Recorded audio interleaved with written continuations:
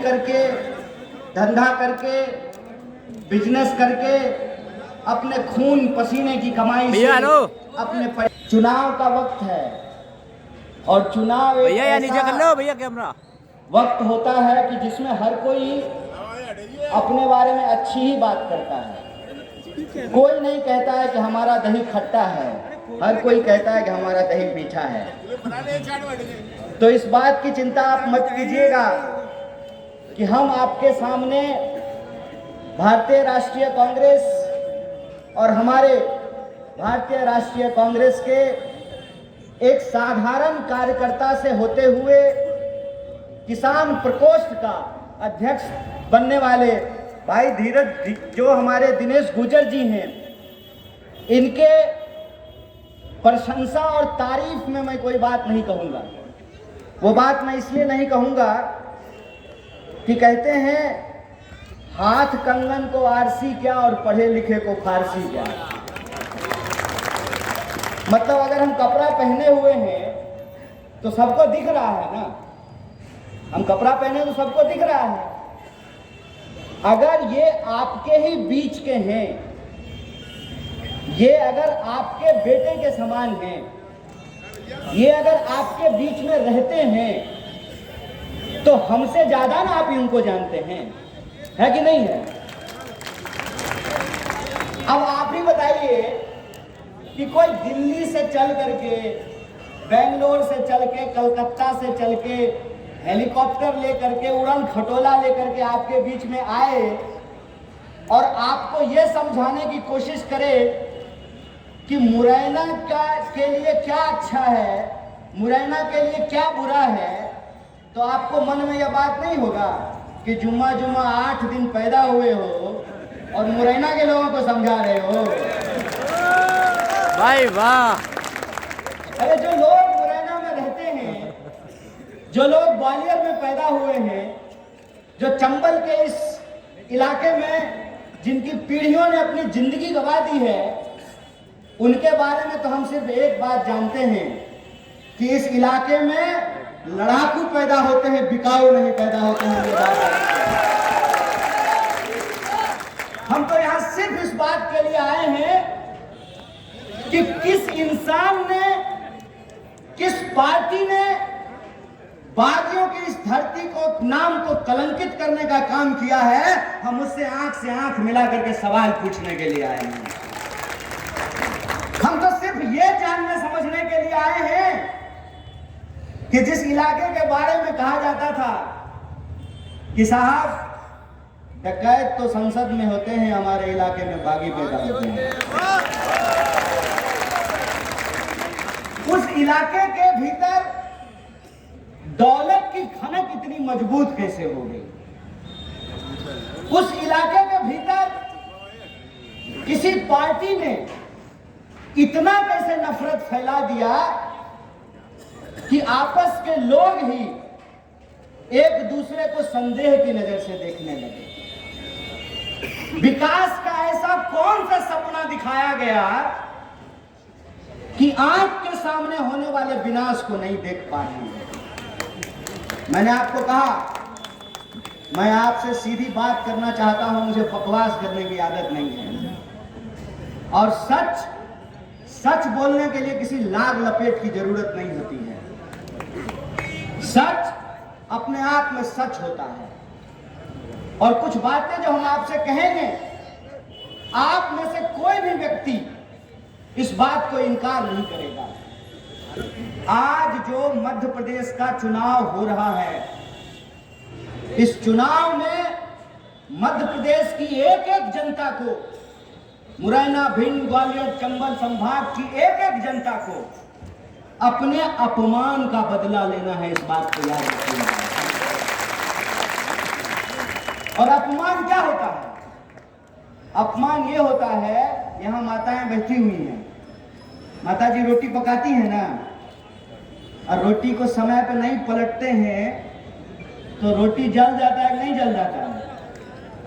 और रोटी पकाने का गणित क्या है? ना पहले पलटिए ना बाद में पलटिए। मध्य प्रदेश की जनता ने बिल्कुल सही समय पे सरकार पलटती थी। बोलिए पलटी थी कि नहीं पलटी थी? मध्य प्रदेश की जनता ने भाजपा को तो अब समझ में आ रहा है कि शिवराज नहीं चलेंगे। नहीं देखे हैं, हमको तो कई बार दया भी आती है सच में उनको, सच बोल रहे हैं। मतलब दया इसलिए आती है कि चलिए कुछ भी हो, शिवराज जी कई साल दिए मध्य प्रदेश को, अपनी पूरी जिंदगी दे दी, तो उनको पोस्टर से गायब कर दिया है। आजकल जया शाह के पप्पा घूम रहे हैं ग्वालियर, जानते नहीं उनको? कौन है जया शाह के पप्पा? गृह मंत्री भी हैं। और जो है, जो बाल बच्चा है भाजपा के नेता का, वो सब कुर्सी जम के पकड़ लिया है। लेकिन भाजपा में जो नेता हो सकता है, एक एक करके जो है उसको पिछला दरवाजा दिखा दिया गया है। शिवराज जी के साथ तो वही होने वाला है जो रमन सिंह के साथ छत्तीसगढ़ में हुआ। अभी पोस्टर से गायब किया है, धीरे धीरे उनको राजनीति से ही गायब कर देगा। तो शिवराज जी के बारे में भाजपा पहले मध्य प्रदेश की जनता को बताए, और मध्य प्रदेश की जनता भाजपा से ये पूछे कि हम तो बोले थे कि घोड़ा नहीं चलेगा, इसको हरा दिए थे। पिछले विधानसभा चुनाव में बीजेपी हारी थी कि नहीं हारी थी? हम आपको बोले, हम झूठ नहीं बोलेंगे, हमको झूठ बोलने की आदत नहीं है, और झूठ बोल करके हमको मुख्यमंत्री या प्रधानमंत्री भी नहीं बनना है। पिछली बार चुनाव में बीजेपी हार गई थी, तो मध्य प्रदेश की जनता ने जिस सरकार को हरा दिया, वो सरकार आखिर सरकार कैसे बना पाए? तो जहां वोट से काम नहीं होता है ना, वहां नोट से काम होता है। तो किसी के पास अगर नोट है तो वो चुनी हुई सरकार को खरीद करके आपके वोट का अपमान कर रहा है कि नहीं कर रहा है, ये हमको समझा दीजिए। मैं एक उदाहरण देता हूं। मान लीजिए कि आप अपना वोट दे करके, नहीं मान क्यों लेंगे, आप लोग भी लगता है कि मान लिए होंगे। इनको वोट दे करके चुनाव विधायक बनाइएगा ना, तो आप इनको विधायक बनाएं, और इनके जैसे ही मध्य प्रदेश की पूरी जनता मान लीजिए 150-160 सीट कांग्रेस पार्टी को देती है, और नौबत आ जाती है सरकार की, कांग्रेस पार्टी सरकार बना लेती है, कमलनाथ जी चीफ मिनिस्टर बन जाते हैं। तब कोई डरा करके, धमका करके, खरीद करके सरकार गिरा दे, तो ये मध्य प्रदेश की जनता का अपमान है कि नहीं, हमको बस ये बताना है ना, अपमान। तो पहली बात तो ये कि मध्य प्रदेश में इस बार का चुनाव मध्य प्रदेश के आम लोगों के साथ, उनके वोट के साथ जो अपमानित किया गया है, उस अपमान का बदला लेने का चुनाव। और दूसरी सबसे महत्वपूर्ण बात, मध्य प्रदेश के लोग समझ गए थे कि चाचा जितना पोस्टर लगाना है लगा लीजिए। सच बात यह है कि आप मध्य प्रदेश के लोगों के लिए कोई काम नहीं किए। जैसा मैंने आपको कहा कि अगर हम खाए पिए परिवार से हैं, तो हमारे शरीर से पता चलेगा कि हम खाए पिए हैं। कि मान लीजिए आज सुबह हम नहाए, उसके बाद अपने माथा पे एक पोस्टर लगा लें कि आज मैं स्नान करके आया हूं। ऐसा करने की जरूरत नहीं है ना। अगर सरकार ने मध्य प्रदेश के आम लोगों के लिए काम किया है, तो हर जगह उसको पोस्टर लगाने की क्या जरूरत है? मतलब समझ रहे हैं? मतलब ये कि वो पोस्टर लगा करके आपको बता रहे हैं कि हम आपके विकास का काम कर रहे हैं। अरे महाराज, आप हमारे विकास का काम कर रहे हैं और हम ही को पता नहीं चल रहा है। ये कैसा विकास आप कर रहे हैं कि आपको पोस्टर लगा करके बताना पड़ रहा है कि हम विकास का काम कर रहे हैं। और अगर आप विकास का काम कर रहे हैं, सिंपल से एक बात है, तो विकास का काम अगर शिवराज जी कर रहे थे, तो शिवराज जी को पोस्टर से गायब क्यों कर दिया है? अगर शिवराज जी विकास का काम नहीं कर रहे थे तो जो है सूटकेस में नोट भर करके एक चुनी हुई सरकार को खरीद करके गिराया किस लिए? और जो वादे हैं उन वादों को तो छोड़ दीजिए। क्या वादा था? कुछ वादे आप लोगों को याद होगा। आप तो किसान प्रकोष्ठ चलाते हैं। किसानों का कर्जा माफ करने की बात थी। 11 महीने की कमलनाथ जी की जो सरकार थी उसमें 22 लाख, मैं ठीक बोल रहा हूँ, 27 लाख, असल हम कागज पे लिख के भाषण नहीं देते, टेलीप्रॉम्प्टर भी नहीं लगाते। 27 लाख किसानों का कर्जा माफ किया गया और बिजली बिल जो है उसको माफ किया गया। जब वापस ये जो बिकी हुई सरकार बनी, इस बिकी हुई सरकार ने क्या किया? बिजली बिल बढ़ा करके दाम लेना शुरू किया। और कोई ऐसा महकमा नहीं है, ये हमको कहने की जरूरत नहीं है, आप मध्य प्रदेश में रहते हैं, आप हमसे बेहतर जानते हैं। बताइए कोई ऐसा डिपार्टमेंट है जहां ऊपर से या नीचे से बिना घूस दिए काम हो जाता है? और इधर नौजवान सब खड़ा है, इधर ये जो मंच है ये इतना खूबसूरत मंच है कि इस मंच पे स्वामी जी भी हैं, किसान भी हैं, जवान भी हैं, सेना के लोग भी यहाँ खड़े हैं। साहब मैं आपको बता दूं, मेरे परिवार से 16 लोग बेंच की नौकरी करते हैं, 16 लोग। और हम जानते हैं कि आम परिवारों के लोगों की स्थिति क्या है। स्थिति ये है कि कहीं नौकरी मिल जाए, कोई काम मिल जाए तो हम चाहते हैं कि वो काम हमको मिले, हम नौकरी करेंगे। काम की हालत ये बना दी गई है कि पहले तो भर्ती नहीं आती है, भर्ती आती है तो एग्जाम नहीं होता है, एग्जाम हो जाता है तो रिजल्ट पैसा लेकर के निकाला जाता है। ये पटवारी घोटाला हुआ है नहीं हुआ है? और साहब आप जब नौकरी किए थे तो आपको पूरी नौकरी थी। ये जब एमएलए बनेंगे धीरज भाई, दिनेश भाई, तो ये बनेंगे 5 साल के लिए। इधर जो जवान सब खड़ा है ना, दोस्त जानते हो, एमपी बनेगा 5 साल के लिए, हम फौज का नौकरी करने के लिए 4 साल के लिए जाएंगे। बोलो ये बेईमानी है कि नहीं है?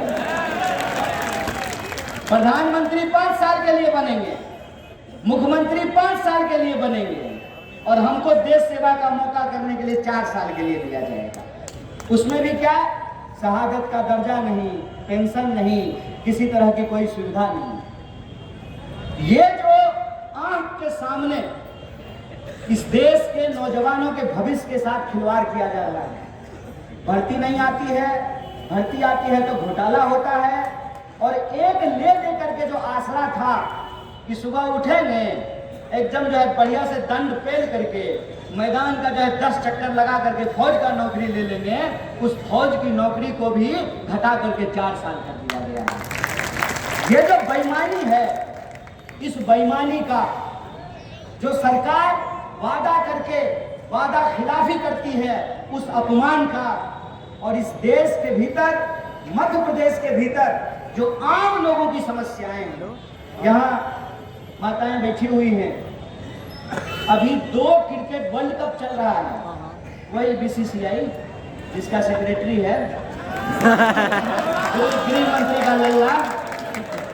गृह मंत्री का लल्ला जो है वो बीसीसीआई का सेक्रेटरी है। ये परिवारवाद नहीं है, हाँ ये झूठ, कसम से बहुत क्यूट लगता है ये झूठ नहीं। तो अभी क्रिकेट मैच चल रहा है माता जी, कोहली जो है ना 2 मैच से शतक मारने का इंतजार कर रहा है, शतक नहीं हो पाया, लेकिन कोहली से पहले दाल और प्याज दोनों शतक मार दिया है, नहीं मार दिया? दोनों का सैकड़ा हो गया। प्याज भी 100 रुपये किलो और दाल भी 100 रुपये किलो। तेल का दाम मत पूछिएगा, पेट्रोल में, डीजल में कंपटीशन लगा हुआ है कि तुम अगर 90 बिकोगे तो हम 100 बिकेंगे। अब पेट्रोल डीजल छोड़ दीजिए, सरसों तेल 200 रुपये किलो मिल रहा है। अभी दिवाली आएगी, कुछ छानना होगा तो हम लोगों को भी लगता है कि कहीं से जादू सीख लेना चाहिए कि कढ़ाई में जो है छानने के लिए सामान डालें तो बिना तेल के ही छन जाए। नहीं हो सकता है ना? क्या पता हो सकता है। सरकार ख्वाब दिखाती है, ख्वाब दिखाई रही है 17 साल से। क्या क्या ख्वाब दिखाया? ख्वाब दिखाया कि सबके खाते में 15 लाख रुपया पहुंचाएंगे। क्या वो लोग को मिला है 15 लाख? जरा हाथ उठाइएगा तो। किसी को नहीं मिला है, किसी को नहीं मिला है। अच्छा ठीक है, तो 15 लाख रुपया नहीं मिला तो 2 करोड़ नौकरी तो मिला होगा क्या इधर से? किसी को नहीं। अच्छा तो महंगाई कम हुई होगी? महंगाई कम नहीं हुई तो ना महंगाई कम हुई, ना भ्रष्टाचार कम हुआ, ना बेरोजगारी कम हुई, तो हुआ क्या? हुआ ये कि 17 साल तक एगो हीरो ला करके सिनेमा दिखा रहे थे, देखे कि अब इसका सिनेमा नहीं चल रहा है तो नया हीरो मार्केट में लेकर के आ गए हैं। कह रहे हैं कि शिवराज जी को देख के वोट मत दीजिए, मोदी जी को देख करके वोट दीजिए। कह रहे हैं नहीं कह रहे हैं? कह रहे हैं ना? तो इसका मतलब ये है कि अगर आप मोदी जी को देख के वोट दीजिएगा ना तो मोदी जी दिल्ली में रिजाइन करके यहाँ आकर के भोपाल में बैठना शुरू कर देंगे। ऐसा होगा क्या? तो वही घिसा पिटा काम होगा ना।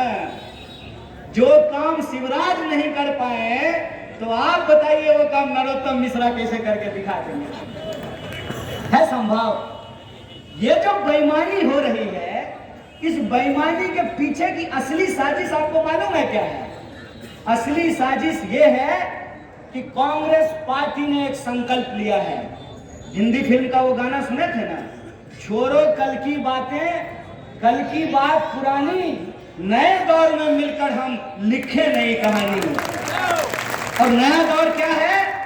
नया दौर ये है कि अगर नेता अपने बेटा के बारे में सोच रहा है, अरे गृह मंत्री सोच रहा है ना, अमित शाह, तभी तो अपने बेटा को बीसीसीआई का सेक्रेटरी बना दिया है। बनाया नहीं बनाया है? नेता अगर अपने बेटा के बारे में सोच रहा है, नेता अगर अपने फ्यूचर के बारे में सोच रहा है, तो जनता को अपने बच्चों के बारे में सोचना चाहिए कि नहीं सोचना चाहिए? ये हमको बता दीजिए। सोचना चाहिए ना? तो आपका मुद्दा फिर क्या होना चाहिए? आपका मुद्दा फिर ये नहीं होना चाहिए कि पीएम के नाम पे वोट देंगे कि सीएम के नाम पे वोट देंगे। ना पीएम के नाम पे वोट देंगे ना सीएम के नाम पे वोट देंगे। वोट जैसे आप अपने बच्चों का भविष्य देख करके देते हैं ना, हम भी अपने बच्चों का भविष्य देख करके वोट देंगे। और भविष्य क्या है हमारा? भविष्य ये है कि आपने दवाई महंगी कर दी, आपने सिंचाई महंगी कर दी, आपने कमाई छीनी, तो हम अपना भविष्य देख करके वोट देंगे। और हमारा भविष्य इस बात में निहित है कि अगर सब्सिडी मिलेगा नेता को तो सब्सिडी मिलना चाहिए आम महिलाओं को भी गैस सिलेंडर पे। इस बात पे हम वोट देंगे। इस बात पे हम वोट देंगे कि अगर मोदी जी के दोस्त का कर्जा माफ हो सकता है, कितना का माफ हुआ है मालूम है? कितना का? लाखों करोड़ का कर्जा माफ हुआ है। बड़े बड़े जो है, जो पैसा लेकर के बैंक का भाग गए, जो बड़े बड़े धन्ना सेठ हैं, बड़े बड़े धनवान हैं। और आपने देखा होगा कि आप 2 लाख रुपया कर्जा ले लीजिए ट्रैक्टर खरीदने में बैंक से, तो आपके घर पे वसूली वाला आ जाता है। लेकिन अगर इस देश का बड़ा बड़ा बेईमान धन्ना सेठ हजारों करोड़ रुपया लेकर के विदेश भाग जाए, तब बैंक उसके पास नहीं जाता है। आप देखिए कि ललित मोदी सुष्मिता सेन को मिल गया, ईडी को नहीं मिल पा रहा है। हमको हमारा एक दोस्त बोला कि अरे भाई अब तो तुम कांग्रेस पार्टी में आ गए हो तो चप्पल गाय पहनते हो, जूता खरीद लो। हमने कहा कि हम ईडी का इंतजार करें। जिस दिन हमारे घर पे आएगा ना तो फटाक से जो है अपना चप्पल लेकर के उसका जूता लेके पहन लेंगे। क्या करे, कम वक्त कोई आ ही नहीं रहा, कोई आ ही नहीं रहा। लेकिन आप देखिए कि एक एक करके सभी विपक्ष के नेताओं के घर पे ईडी जाती है।